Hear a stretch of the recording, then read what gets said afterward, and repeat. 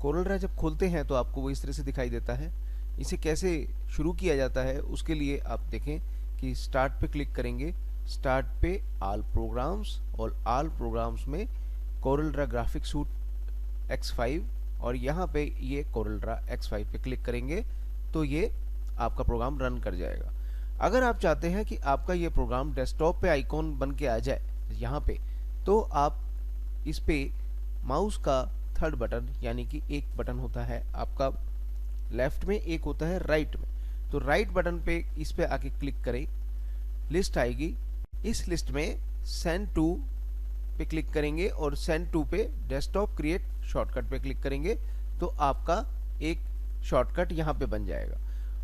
अब आपको ये लंबा प्रोसेस करने की जरूरत नहीं है कि स्टार्ट पे जाके क्लिक करें, आप यहाँ पे ही डबल क्लिक करेंगे अगर आप माउस से, या सेलेक्ट करके एक बार इसे क्लिक करें और एंटर की दबाएंगे तो ये प्रोग्राम एग्जीक्यूट हो जाएगा। कोरल ड्रा खुलने पर कुछ इस तरह से दिखाई देता है।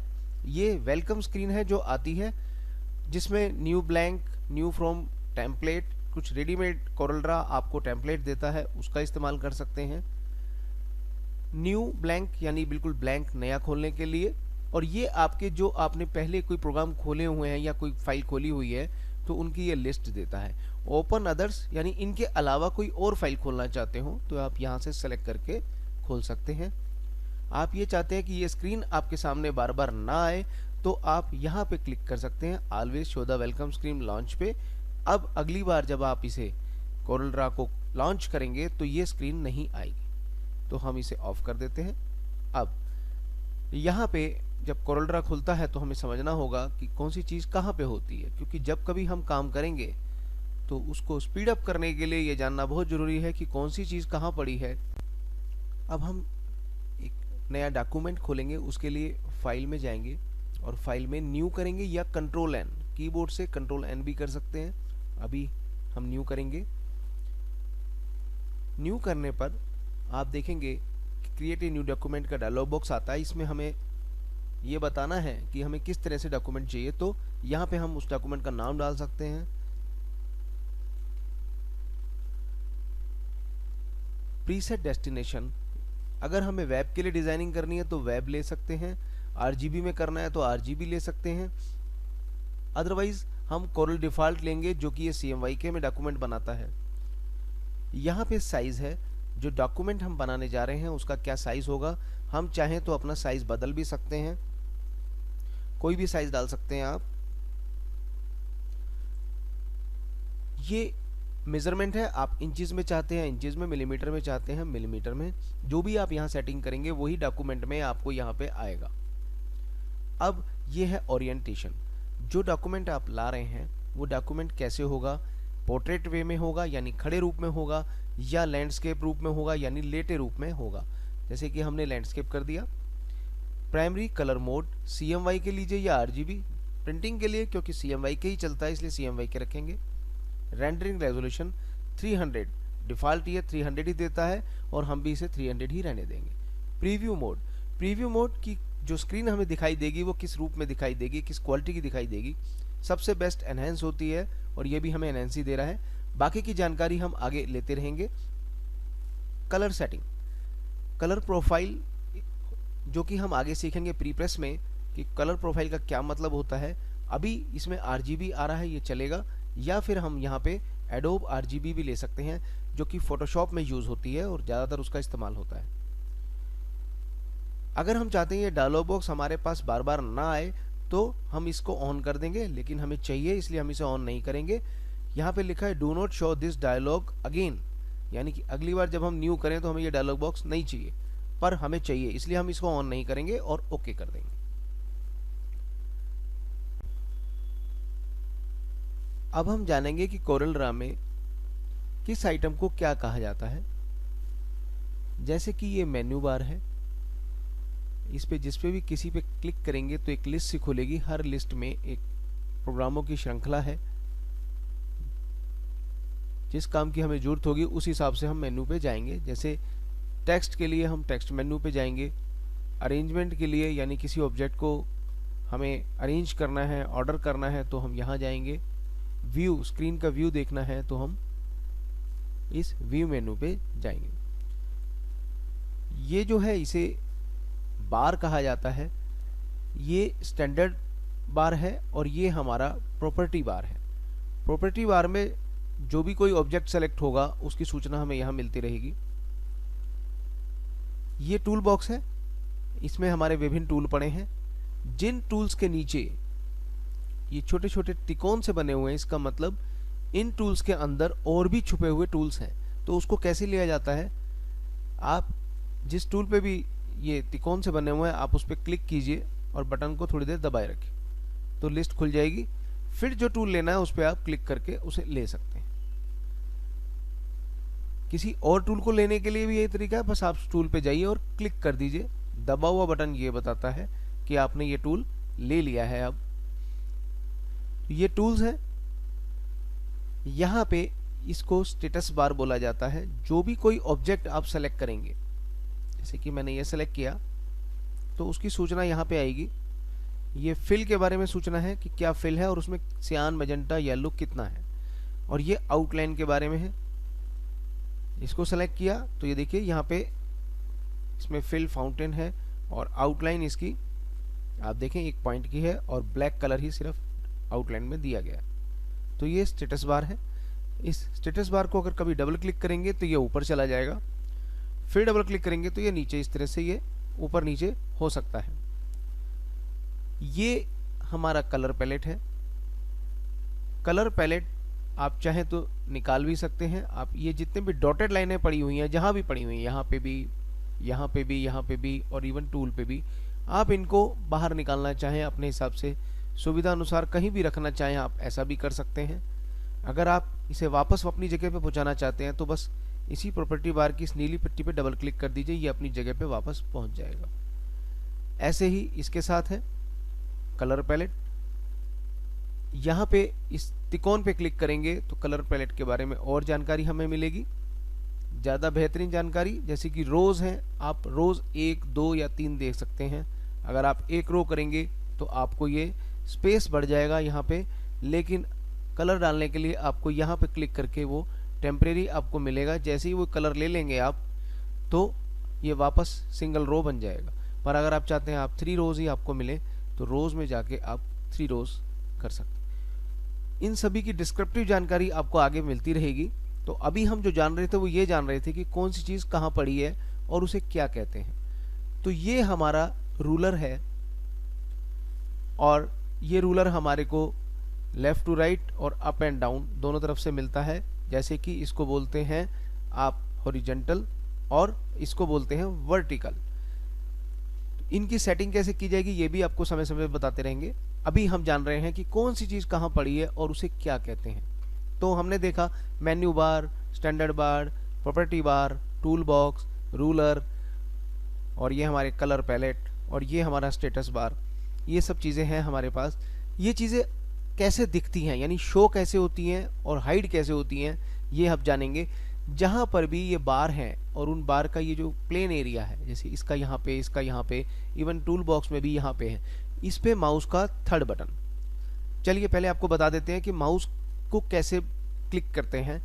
माउस का अगर आप माउस देखें तो माउस पे आपके 2 बटन होते हैं, एक इधर लेफ्ट, एक इधर राइट। तो इसे लेफ्ट, इसको प्रेस करेंगे तो लेफ्ट क्लिक, इसको प्रेस करेंगे तो राइट क्लिक कहा जाएगा। और बीच में ये रोलर होता है। सेलेक्ट करना, किसी भी ऑब्जेक्ट को सेलेक्ट करने के लिए आप बस माउस का बटन या माउस का ये एरो कीज किसी पे भी ले जाएं, पर उससे पहले निश्चित कर लें कि आपने ये पिक टूल लिया हो और क्लिक करेंगे तो ये सेलेक्ट हो जाएगा। सेलेक्ट होने की पहचान ये है कि इस पे छोटे छोटे छोटे ऐसे स्क्वायर से हैंडल आते हैं और इसकी सूचना आपको यहाँ भी मिलती है और आपने क्या सेलेक्ट किया है वो भी आपको यहाँ पे जानकारी मिल जाती है। तो इस तरह से आप सेलेक्ट कर लेते हैं। अब हमने देखना है कि ये मेन्यू और ये बार जो है कैसे आते हैं और कैसे नहीं आते हैं। तो माउस का थर्ड बटन आप किसी भी खाली जगह पे क्लिक करें तो आपको ये लिस्ट सी आ जाएगी। जिनके आगे राइट लगा हुआ है वो ये बताता है कि इस वक्त ये बार एक्टिव हैं, यानी विजिबल हैं, दिखाई दे रहे हैं, शो हो रहे हैं। और अगर आप इनको क्लिक कर देंगे और वहाँ से वो चीज़ हट जाएगी। फिर आप क्लिक कीजिए, मेन्यू बार के आगे राइट नहीं है, आपने क्लिक किया वो आ गया। इसके अलावा यही सुविधाएं कहाँ पे हैं, ये आपको विंडो में जाके, टूल बार्स में जाके यही चीज़ आपको यहाँ पे मिलती है। तो इस तरह से आपने जाना कि इंटरफेस क्या है और कौन सी चीज़ कहाँ पे पड़ी है।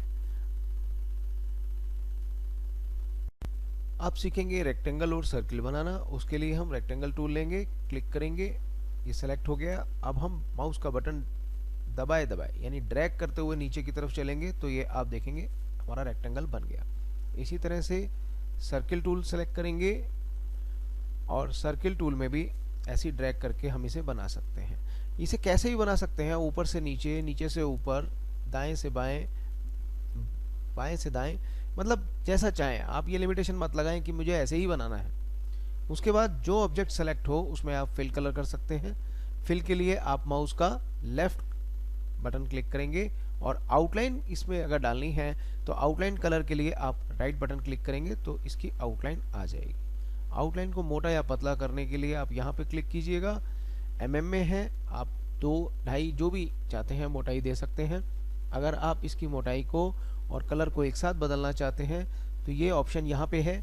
आप यहाँ पे जाइए और आउटलाइन पेन पे जाके आप इसकी विड्थ को बदल सकते हैं। अगर आप एमएम में नहीं पॉइंट पे चाहते हैं तो यहाँ पे आप क्लिक करके इंच, पॉइंट कुछ भी ले सकते हैं और इसकी साइज को आप उसी हिसाब से डिफाइन कर सकते हैं। कलर बदलने के लिए भी आप यहाँ पे क्लिक कर दीजिए।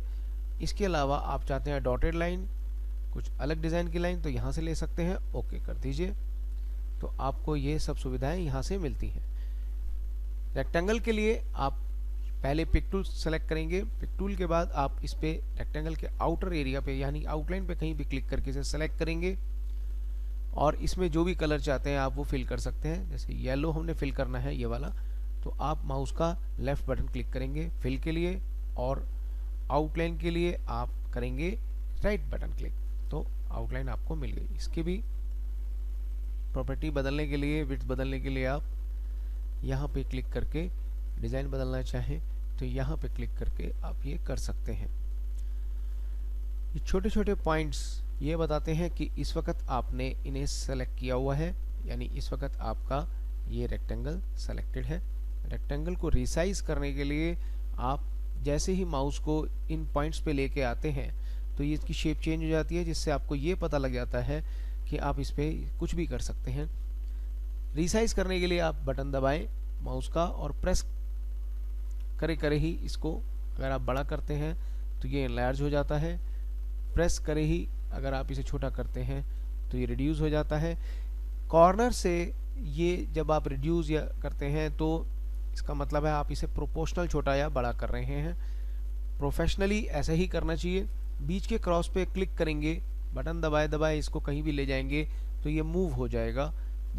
इसको लेने के लिए आप इस पे पहले क्लिक करें, ये सिलेक्शन करें और इसको भी इस तरह से आप कहीं भी मूव भी कर सकते हैं और रिसाइज भी कर सकते हैं। ऐसे ही ये साइड से रिसाइज करने के लिए है, अप एंड डाउन जैसा आप चाहें, इस तरह से आप इसको रिसाइज और मूव कर सकते हैं। अब सीखेंगे टेक्स्ट टूल। टेक्स्ट टूल कैसे काम करता है। टेक्स्ट टूल लीजिएगा, कहीं भी क्लिक कर दीजिएगा टेक्स्ट टूल लेने के बाद और आप टाइप कर सकते हैं।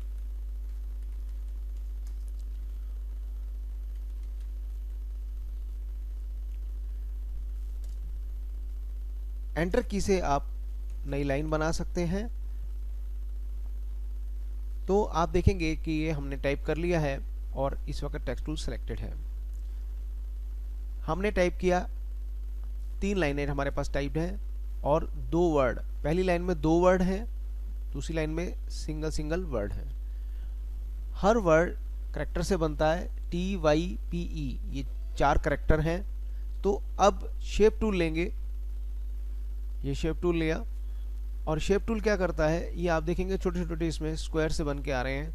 आप शेप टूल से इस वाली जो एरो है सेलेक्ट करने के बाद माउस का बटन दबाए रखें और ड्रैग करेंगे तो आप लाइन के बीच में स्पेस बढ़ा सकते हैं, इसी तरह से कम भी कर सकते हैं।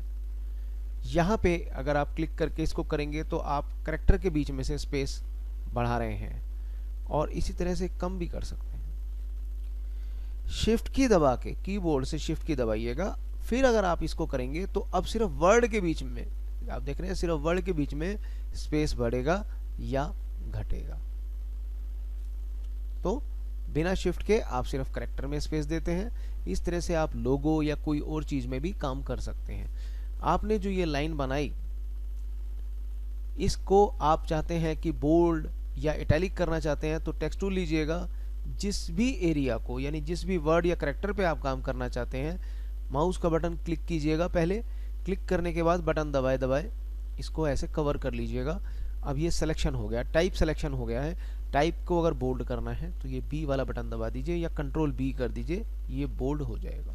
इसी तरह से आप लाइन को सेलेक्ट करना चाहते हैं, बटन दबाइए माउस का लेफ्ट वाला और दबाए दबाए इसे ड्रैग करिएगा, कवर हो गया। इस वक्त ये सेलेक्टेड है। तो टेक्स्ट टूल से जब ऐसे करेंगे तो आप इंटरनल पार्ट को सेलेक्ट करके किसी भी एक भी चीज को या किसी भी ज्यादा भी चीज को आप सेलेक्ट कर सकते हैं। जैसे कि मैंने ये ड्रैग यहां तक किया तो बोल्ड इटैलिक कर लिया, इस पे ये फंक्शन अप्लाई हो जाएगा। तो इस तरह से टेक्स्ट टूल का हम इस्तेमाल करते हैं, शेप टूल का इस्तेमाल करते हैं। अब आती है बात सिलेक्शन टूल की। तो सिलेक्शन टूल से क्या होता है कि जब हम सिलेक्शन टूल लेते हैं, किसी भी आइटम को सेलेक्ट कर सकते हैं। यहाँ क्लिक किया ये सेलेक्ट हो गया, यहाँ क्लिक किया ये सेलेक्ट हो गया, यहाँ क्लिक किया तो ये टेक्स्ट सेलेक्ट हो गया। सिलेक्शन टूल से सेलेक्ट करने के लिए ऑब्जेक्ट है उसके लिए वो, लेकिन टेक्स्ट टूल पे जब क्लिक करते हैं तो सिर्फ वो टेक्स्ट के अंदर के पार्ट पे काम करता है। आप ये समझ लीजिए कि जैसे घर है, घर में तो कई कमरे हैं, तो टेक्स्ट, ये जो हमारा सिलेक्शन टूल है, ये एक कमरे की तरह हर ऑब्जेक्ट को ट्रीट करता है। इसके लिए कोई मायने नहीं है कि वो कैसा कमरा है। लेकिन टेक्स्ट ऐसे है जैसे आप बेडरूम में चले गए और बेडरूम के सारे फंक्शन उसमें अप्लाई हो गए।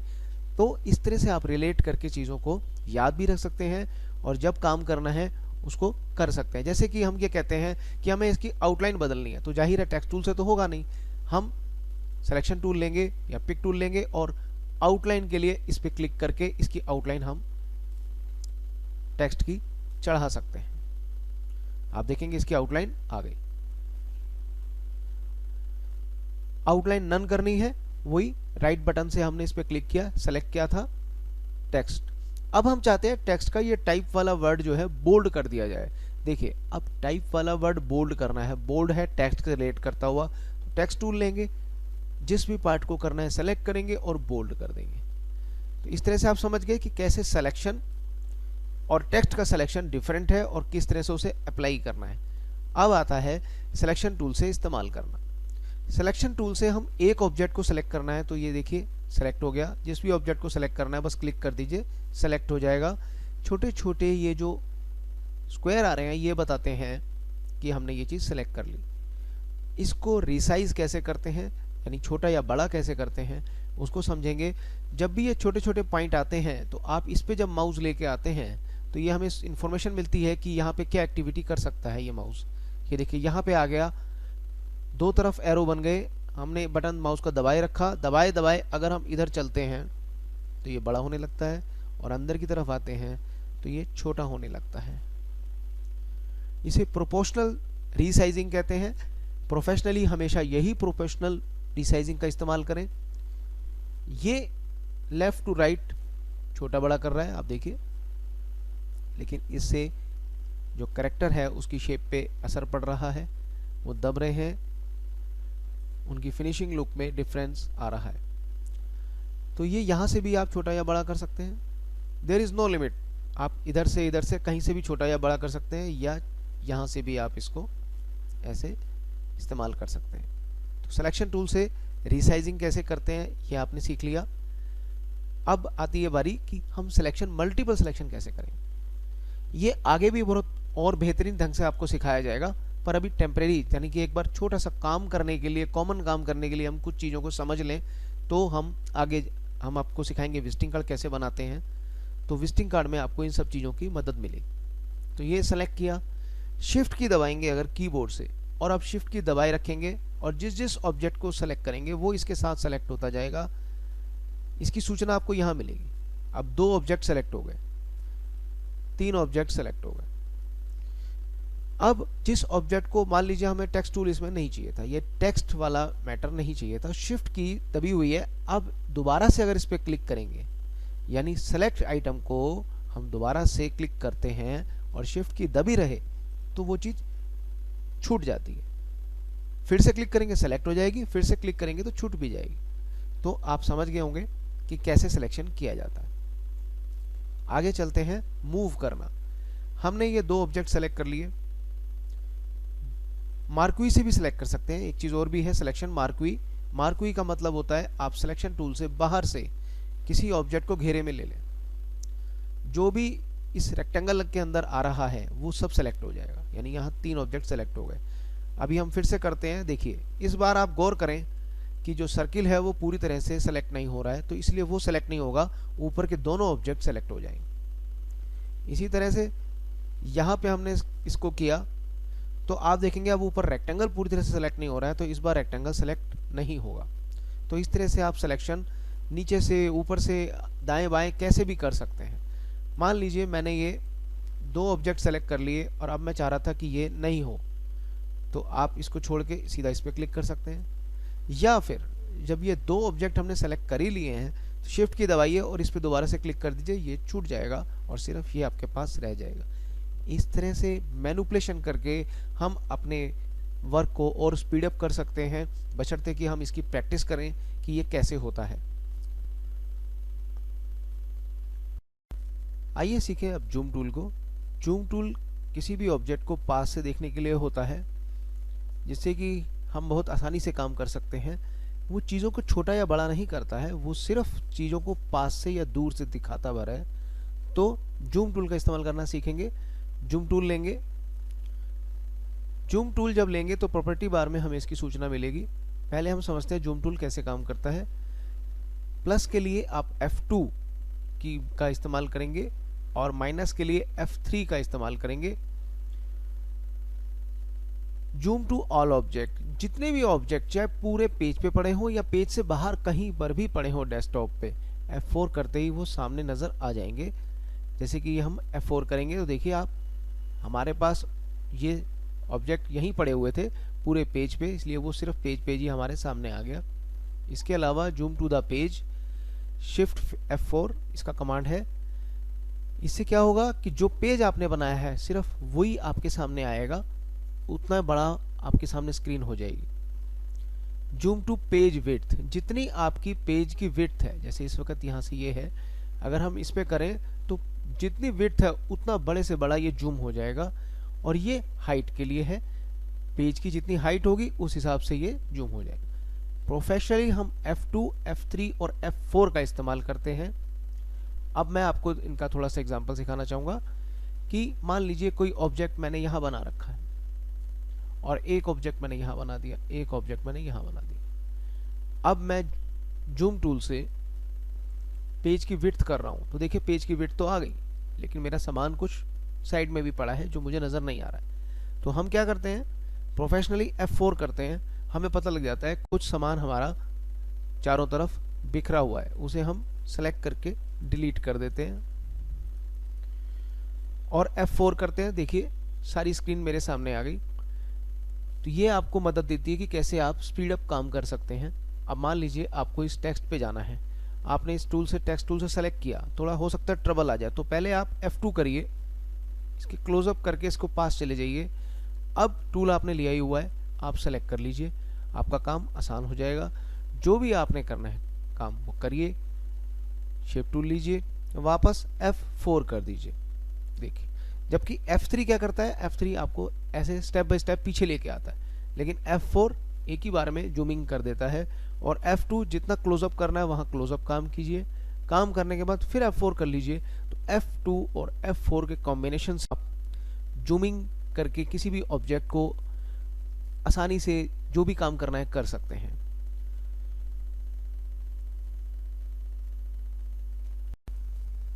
अब जानेंगे डेस्कटॉप एरिया क्या होता है। ये जो एरिया है ये तो हमारा पेज है, इस पे जो भी चीज़ होगी चाहे वो कैसे भी रूप में हो, सपोज ये देखिए अब ये आधी हमारी पेज पे है आधी बाहर है, तो ये इस पेज पे मानी जाएगी। जो भी चीज़ें पेज पे हैं वो प्रिंटिंग होगी, लेकिन ये जो बाहर का एरिया है इसे हम डेस्कटॉप कहते हैं। डेस्कटॉप इस तरह से ट्रीट करता है जैसे आपने मेज पे कोई किताब खोल के रखी है, तो किताब की जो ये पेज है इस पे तो आप काम करते हैं, और जो मेज यानी डेस्कटॉप है वो उस पे जो भी सामान पड़ा है वो हमें हर पेज को मिलना शुरू हो जाता है। जैसे कि हम इसमें पेज ऐड करते हैं, हम यहाँ से पेज में एडिंग करते हैं। ये देखिए हमने यहाँ 3 पेज जोड़ लिए। अब हम तीसरे पेज पे हैं और तीसरे पेज पे भी हमें ये आइटम दिखाई दे रही है जो डेस्कटॉप पे पड़ी हुई है। हम पहले नंबर पेज पे आते हैं तो हमें ये आइटम यहाँ भी दिखाई दे रही है। तो इस तरह से हम इसको उठा के अगर ये फर्स्ट पेज पे ले आएंगे कहीं पर भी तो ये हमें अवेलेबल हो जाती है। हम दूसरे नंबर पेज पे गए, इस पेज पे हमने ये आइटम यहाँ रख ली। तो इस तरह से हमने समझा कि डेस्कटॉप क्या होता है। ये आइटम पेज पे पड़ी है तो ये दूसरे और तीसरे पेज पे हमें नहीं मिलेगी। अगर हमें ये आइटम भी चाहिए तो हम इसे डेस्कटॉप पे रख देंगे। इस तरह से मूव करके आप ऑब्जेक्ट को ले आइए, F4 करिए, सारी चीजें हमारी एक साथ स्क्रीन पे आ जाएंगी। तो ये डेस्कटॉप, ये सारा एरिया डेस्कटॉप का है और ये हमारा पेज है जिस पे हम डिजाइन करते हैं।